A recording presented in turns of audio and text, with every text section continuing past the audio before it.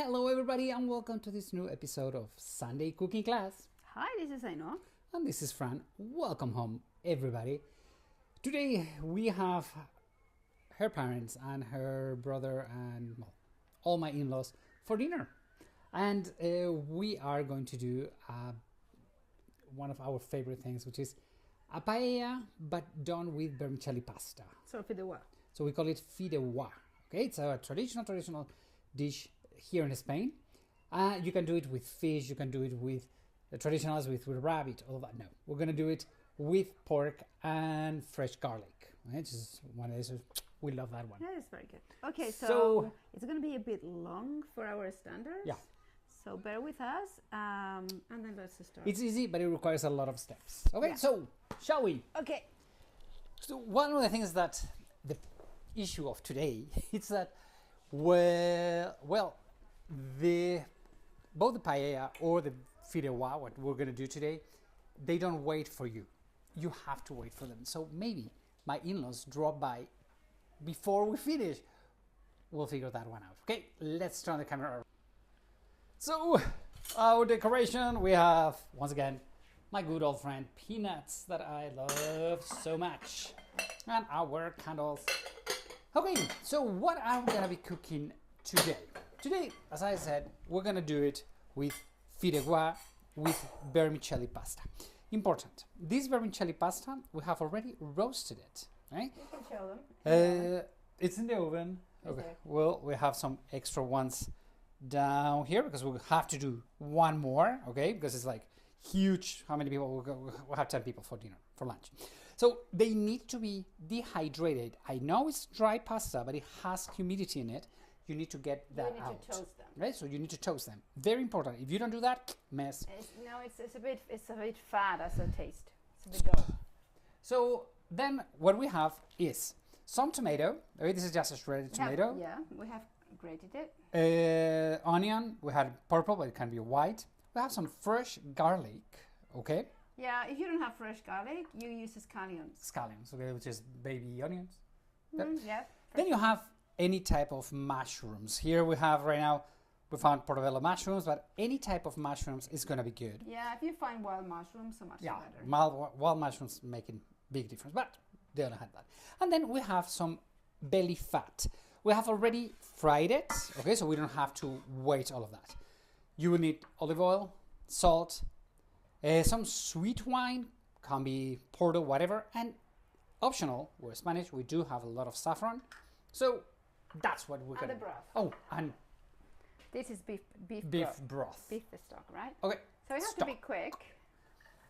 So what you have to do, it's easy, but it takes a while, because here you have the garlic. It has to go down. The tomatoes has to go down. Everything has to be.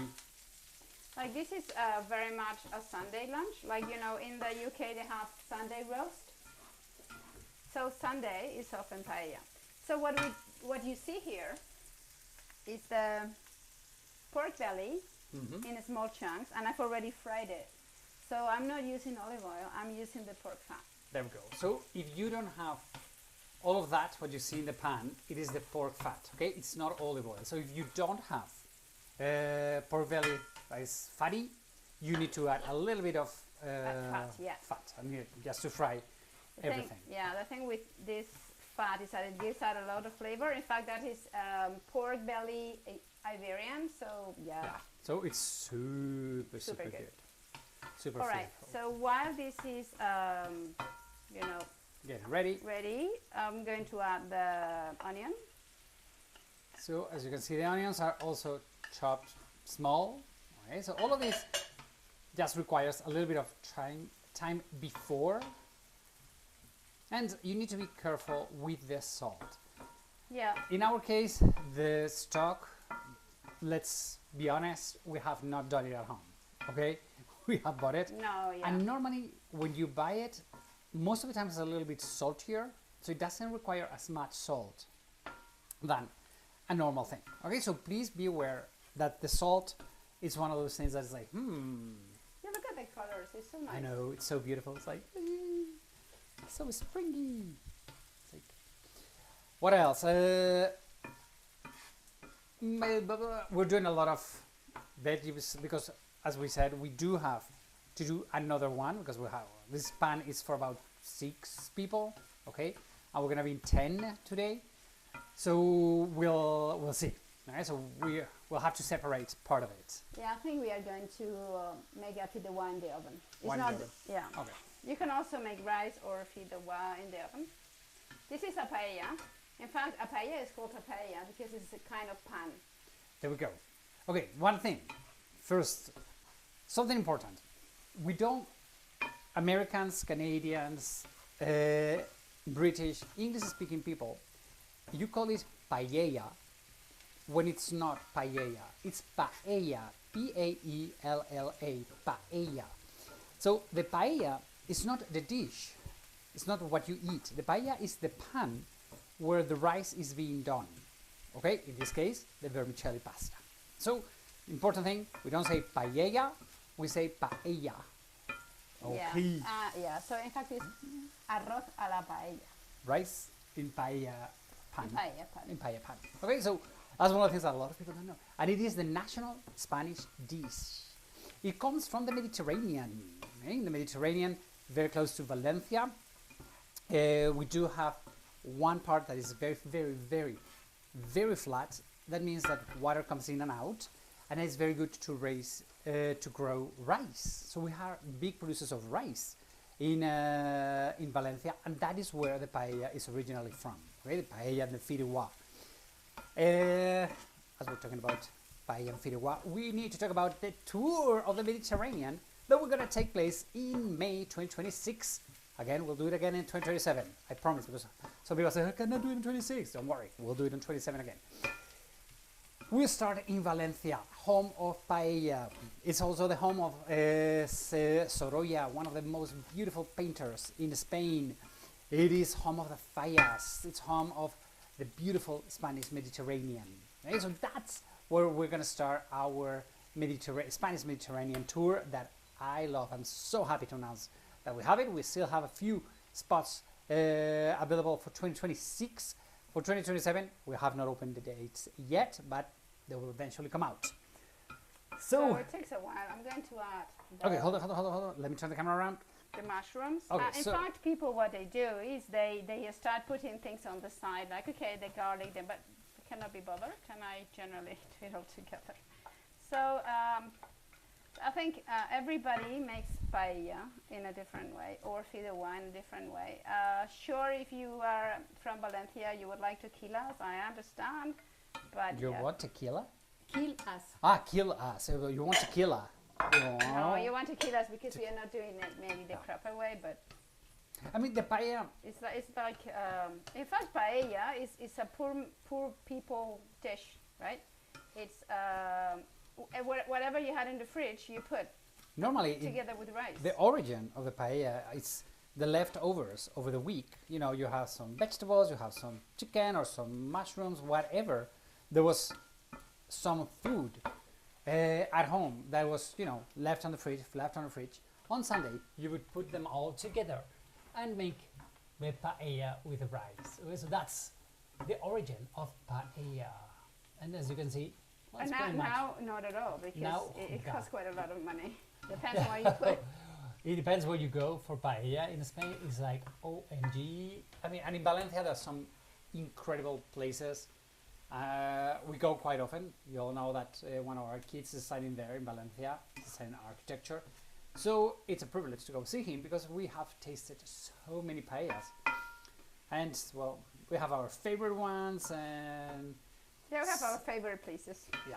So we'll have a couple of When good, you go good on tour, paella. you go there. Yes. So yes, I'm yes. going to be- I'll take you to my favorite paella place, Yeah, which is super good. super good. Okay, let's take a zoom in. You don't want it to, how to say, to stick to the bottom, but if you stand still for a sec, can you let me show how beautiful that is? Okay, so as you can see here, we have a bunch of vegetables. It's just the garlic, the fresh garlic, the onions, and the mushrooms. As we have fresh garlic, we are not adding the garlic. Yeah. Spain without garlic would not be Spain. We love garlic. What can we say? We have very, very good normal garlic and fresh garlic, the baby garlic. Ajo fresco is what we do a lot. Yeah, it's a this with níscalos. I don't know how to say níscalos in English. No idea. So mushrooms is another thing that we do have a lot in Spain. Champignon, portobellos, any type of mushrooms are very good in Spain. Especially if you go a little bit more north in the Pyrenees, both in the Basque Country and Catalonia, we have amazing mushrooms. Okay, there goes that tomato. And I need to cook it a little bit. This is just grated tomato. So that is just one. How many tomatoes we have there? 2. But again, this is we're preparing the condiments for 10 people. Okay. So now we have just added the. So I need to cook a little bit. Yeah. Maybe. What's the temperature of that? It's hot. Hot. I mean, right now it smells so delish. Yeah. Fresh and with the mushroom earthy flavors. I'm going to put it up a little bit. The thing is that it's not at all the same making making a paella or a fideuá at home than making it on fire. On fire. Whenever we can, and we are in the country, we make it on fire. And if you do it with fire, it's in Spain we do have these little things that are like with gas, which is easier. And what happens is that the paella, the pan, gets very high temperature all around it, and that's the magic of the paella, because that's. So I mean, you can do it on a pan, on a normal. You can. The thing with the paella is that it's lower. Yeah. And so it allows the liquid to evaporate. Let's see quickly. if we can zoom into the smoke coming in. I mean, it's the good thing is that it's very even. Right? That's why the paella pan is so special, because it's very even how the temperature goes up. But if you don't have one, hey, you can go ahead and use a normal pan. If you're gonna put it on the oven, that sometimes we do, obviously, the handles like this one has to be metallic, right? Because I'm trying to evaporate a little bit of a liquid. So you see it evaporates on the sides. Yep. So what about the saffron? Saffron, a lot of people don't know that you need to add it and fry it. It's when it brings all the flavors. At least toast it. Toast it. There we go. You don't need to fry it. You have to toast it. Okay. So saffron is optional. Okay, for this dish, it's not required. But the thing is that on my tours, I go a lot to La Mancha, which is Don Quixote's land, and in La Mancha is where we grow saffron, and I always buy a little bit. So saffron, let me show to you. Let's see if I can open it with one hand. I'll open it for Can you. Oh, haha, I did myself. Oh, you did. So each one of these tiny little threads have to be hand-picked from the flour. Okay, so that's why it's so expensive. And if you smash it, it doesn't give the color. You need to roast it to get all the color and all the flavors. Okay, so that's how you have to use it. You just don't put it, okay, it's gonna bring all the flavors. No. You need. This takes a while, huh? And another thing, when you come to Spain, for all of our watchers today, if you come to Spain and you have a paella that they serve it to you in no time, that's not a real paella. No. Paella requires time. You need 20 minutes for that paella, 15 minutes minimum until it's done. Yeah. Okay? 15, 20 minutes. 15, 20, paella, 30. 25. Yeah. Obviously, the big restaurants, they have the broth ready, everything ready, so they go very fast. But under 25 minutes, it's impossible to have a good paella. If it's bright yellow, the image we have of paella... Bright yellow? That's not paella. That's not paella. That is food coloring. Okay? Paella has it has a yellowish color. It's not yellow. In fact, the yellowish color is because after the war, it was not easy to get saffron, so saffron gives a saffron color, right, like yellow. So there's when they started using this kind of colorante, Food coloring. food coloring. So today, if you have a beautiful yellow paella, wrong. It's just beautiful. It's just beautiful. It's not real. Okay, so paella has a light yellowish color, not a bright thing. There are a lot of places everywhere around Spain that they have paella. Obviously, in Barcelona they have very good paella. Madrid, of course, but all along the coast, especially the Mediterranean coast, it's where you have amazing paella. Yeah. So Okay, let me so take you see, a look I'm at trying to concentrate the juices. We need to concentrate them. Look at that. That is so good. It's so yummy. I don't know if you can at least hear. So good. Okay, so really it's a lot of steps. It takes a while to do the paella, but it's not complicated. You just need some patience. You just need to And try. There we go. And the paella, I think, accepts absolutely everything. If you like seafood paella, it's good. If you like this one with pork, it's good. I mean, It's always vegetables and something. yeah, veggies, It's always onion, tomato, garlic, many times pepper. pepper. In this one, we have changed And the pepper for the garlic. Yeah, pepper. This one doesn't have pepper. You can add pepper. Generally, we do. And Yeah. then in the traditional one, you have like Well, the traditional is the snails and rabbit. snails, rabbit, and chicken. I like the snails. Yeah, I with have the a rabbit? problem with the rabbit. You have a big problem with. I do love rabbit. It's one of the Spanish dishes, and I know that for a lot of you, it's like, oh no, poor rabbits. And It's- for me, it's a poor rabbit. That's the problem. It's not that I don't like It's it. very I healthy do meat. like It's it. very white meat, no fat. My mother cooks fantastic rabbit. Yes. And Should we do one day rabbit? No. No. No, because I don't think. Is it easy for you guys to find rabbit in the United States or in Canada? In the UK, is it easy to find? I don't know. I think in the UK they eat rabbit. Well, They- if you guys, They used to. if it's easy for you to find rabbit, that I doubt it, let us know because we would love to know. Okay, how is that I going? still need, this. I told you that it was going to be long. What you need to do is just reduce the. Let's see if I can. Okay, it's kind of a awkward. As it is long, you know what happens that generally you have an aperitivo, which is like maybe you have wine or I need something with that. If you guys were not there today, We would be just we would have been having a vermouth or a beer or or a glass of wine. or Coke. Because it's one of the things about paella is that you're gonna do it on a Sunday. It's gonna be sunny. It's gonna be warm. It's hot because you have all the fire in it. So it's required.